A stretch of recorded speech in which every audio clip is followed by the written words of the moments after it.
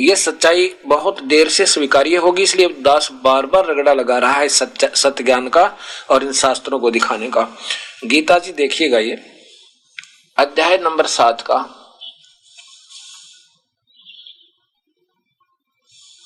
और श्लोक नंबर 12 है। ये 12 नंबर श्लोक है। और भी जो सद्गुण सात्विका सद्गुण से उत्पन्न होने वाले भाव हैं और जो रजगुण से तथा तमोगुण से रजोगुण से तथा तमोगुण से होने वाले भाव हैं, उन सब को तो मुझसे ही होने वाले ऐसा जान। ये काल कह रहा है, परंतु वास्तव में उनमें मैं और वे मुझ में नहीं है। अब आगे देखिए, फिर से 13वें श्लोक में है कि गुणों के कार्य स्वरूप सात्विक, राजस और तामस, ये तीनों प्रकार के भावों से ये सारा संसार समुदाय मोहित हो रहा है। इन तीनों गुणों से परे मुझ अविनाशी को नहीं जानता। अब वास्तव में इसका सरलार्थ कुछ और बनेगा, लेकिन अभी इसी को लेकर हम चलेंगे जो इन महापुरुषों ने टीका किया है, क्योंकि इसको सब स्वीकार किए हुए है। अब इससे सिद्ध हो गया कि तीनों गुणों रजगुण ब्रह्मा, सद्गुण विष्णु, तमगुण शिव जी, इनके द्वारा, ये तीनों गुणों के द्वारा ये संसार मोहित हो रहा है। इन तीनों गुणों की पूजा में उलझा हुआ है, इसलिए मुझ को नहीं जानता। फिर इसी के श्लोक नंबर 13 में देखिए,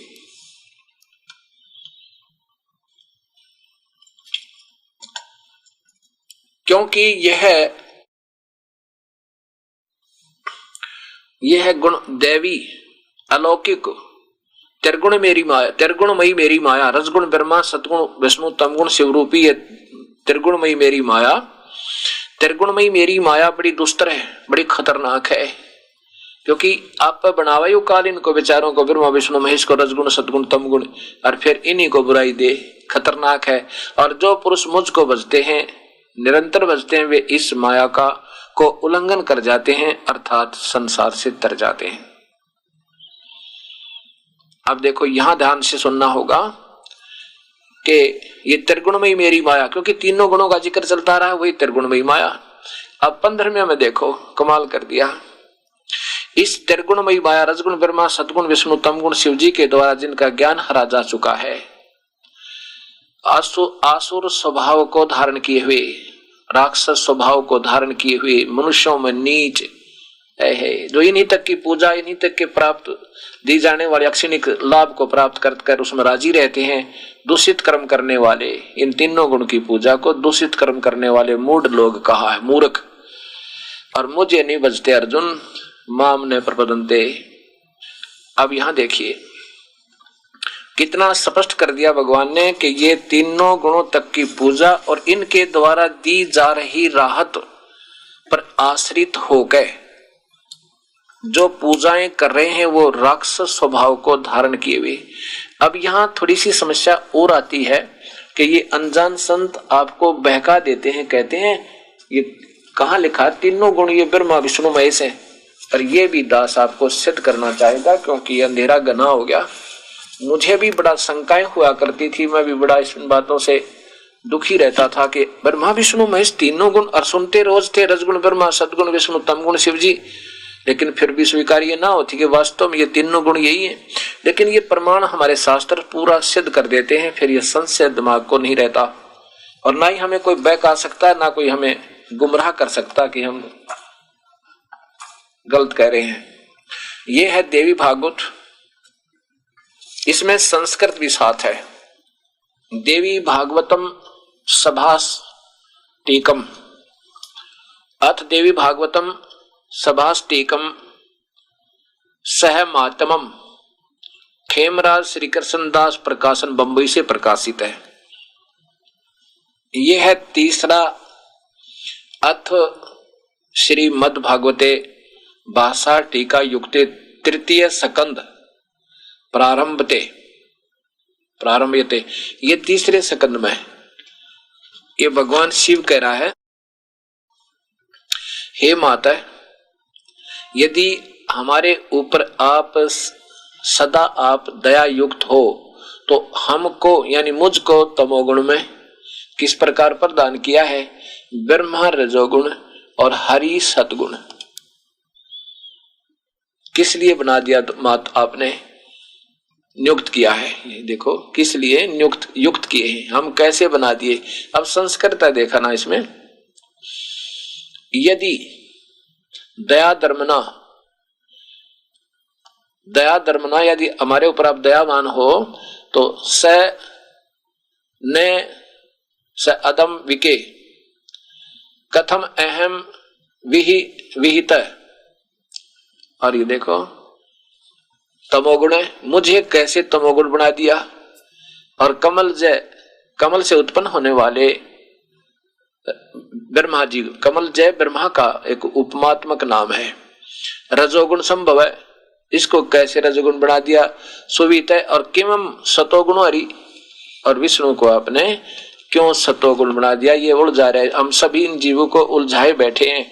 ए माता, यदि आप हमारे पर दयावान हो, दयालु हो, तो हमें कैसे इन जीवों को उलझाने के चक्कर में हमें क्यों डाल दिया माता आपने।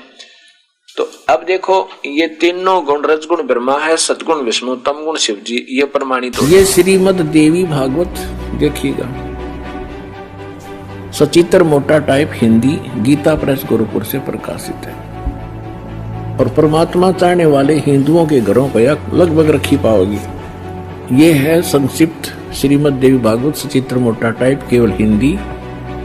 प्रकाशक हैं हनुमान प्रसाद पोदार, चमनलाल गोस्वामी, और गीता प्रेस गोरखपुर से प्रकाशित है। 123 पृष्ठ, 3रा स्कंद, संक्षिप्त देवी भागवत। तुम शुद्ध स्वरूपा हो, ये सारा संसार तुम ही से उद्भासित हो रहा है। मैं ब्रह्मा और शंकर हम सभी तुम्हारी कृपा से विद्यमान हैं। हमारा आविर्भाव माने जन्म, तिरोभाव माने मृत्यु हुआ करता है। हमारा तो जन्म मृत्यु होता है, केवल तुम ही नित्य हो, जगत जननी हो, प्रकृति और सनातनी देवी हो। अब ये क्या सिद्ध हो गया इस थोड़ी सी पंक्तियों में? ब्रह्मा विष्णु महेश की जन्म मृत्यु हो गया। और इसके बारे में गीता जी के 7वें अध्याय के 15वें श्लोक में स्पष्ट किया है कि इस तीनों गुणों के उपासक, क्योंकि यहां प्रश्न आ रहा है मेरी भक्ति नहीं करते, इसका मतलब भक्ति का जिक्र चल रहा है।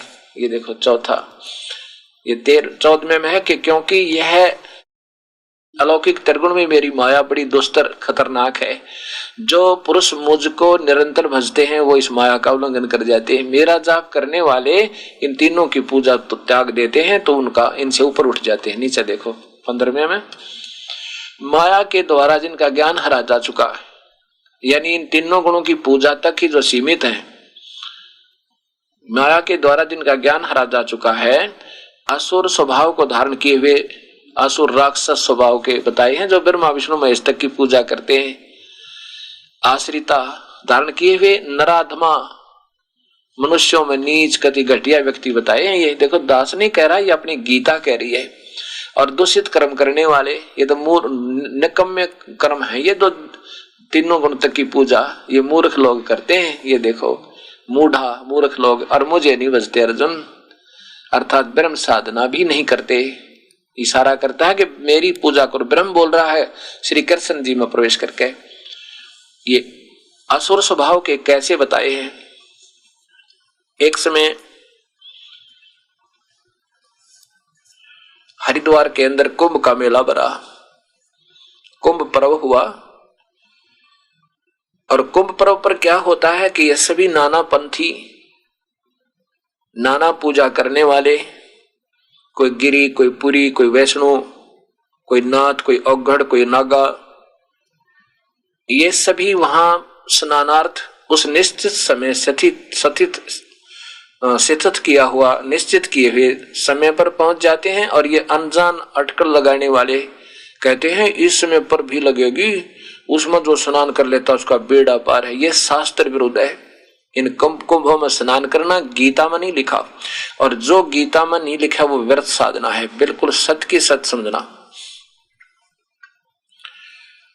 तो वो कोई समय और दिन निश्चित किया जाता है, उस दिन इस समय पर भी लगेगी, उसमें उस दौरान, उस समय के दौरान, कुछ समय होता घंटे 2 घंटे का, उसमें जो स्नान कर ले तो बेड़ा पार है, किसी भी सरोवर में या दरिया में। ऐसा ही एक बार कुंभ का पर्व हरिद्वार में हर पैड़ियों पर नहाने का एक निश्चित समय और स्थान बनाया, दिन और समय बताया। उस निश्चित दिन को के उपलक्ष्य में ये नाना प्रकार के उपासक, इन तीनों गुणों के उपासक, रजगुण ब्रह्मा, सतगुण विष्णु, तम गुण शिव जी तक के जो उपासक थे, ये सब गिरिपुरी, वैष्णु, नागा, नाथ, ये सब वहां पहुंच गए। अपने अपने न्यारे अलग अलग से इनके शिविर लग जाते हैं, अपने अपने पंथ के अपने अपने उन खेमों में इकट्ठे हो जाते हैं। पहुंच गए, वहां हो गए। आज से लगभग 300 वर्ष पूर्व की बात है, उस समय यह दुर्घटना घटी थी।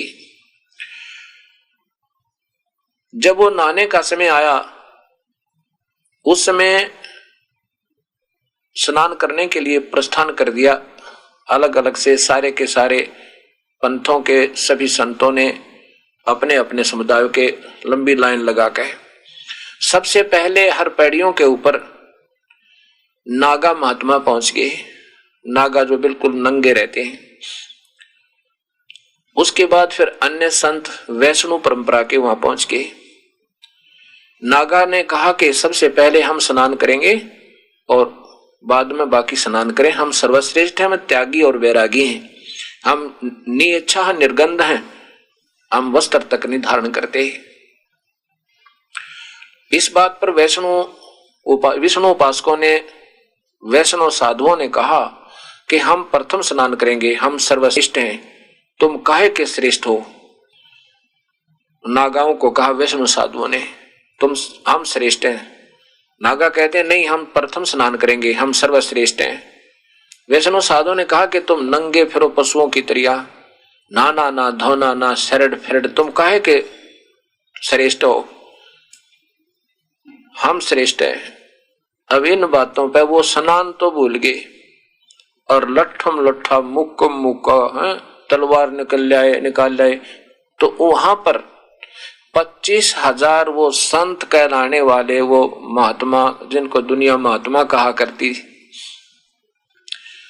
वो राक्षस स्वभाव को धारण किए हुए, जैसे गीता जी बतावे। गीता जी का एक अक्षर भी गलत नहीं है, इसमें जो लिखा वो सही है, लेकिन हम नहीं मान रहे हैं तो ठीक है। कोई कहे कि शराब मत पियो, विनाश हो जाएगा, बुद्धि भ्रष्ट होगी, शरीर में नुकसान बनेगा।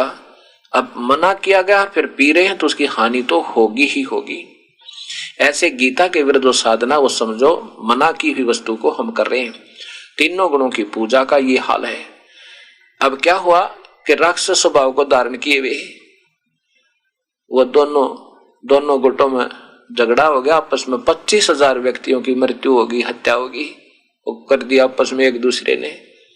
अब संत और ऐसे जुल्म करें तो इसके बारे में कबीर परमेश्वर की प्यारी आत्मा, उन्हीं से प्राप्त ज्ञान गरीबदास जी क्या कहते हैं कि हर पैड़ी हर हेत न जाना और वहां जाते एक जलावे हैं, और काटे शीश नहीं दिल करुणा वो जग में साध कमावे हैं। वो एक तरफ तो कहते हैं हर की पैड़ी भगवान का वहां पर स्थान है, और भगवान के प्रति तुम्हारा प्यार भी ना हुआ, उसके प्रति तुम्हें कोई भय भी ना बना, कोई प्रेम भी नहीं जागृत हुआ तुम्हारे अंदर, नादानो तुम। एक तरफ तो हर की पैड़ी कहो और उनके प्रति तुम्हारा प्यार भी नहीं हुआ, कत्लेआम कर दिया। हर पैड़ी हर हेत ना जाना, वहां जा तेग चलावे हैं, तेग माने तलवार है, और काटे शीश नहीं दिल करुणा वह जग में साध कमावे हैं। ये बौड़ी भक्तात्मा उन राक्षसों जैसे व्यक्तियों को संत मानती है। ऐसा कबीर साहब बता रहे हैं कि काटे शीश नहीं दिल करुणा वो जग में साध कमावे हैं, और जो जन उनके दर्शन को जावे उनको भी नरक पठावे हैं। ज्ञानी पुरुष तो निकट नहीं जावे, जिनको ये परिभाषा प्रभु की सुन दी, जिनके समझ में आ गई, वो तो इनके दर्शन भी नहीं करे। जो केवल तीनों गुणों तक की भक्ति बता रहे हैं, ब्रह्मा विष्णु महेश तक, और नीचे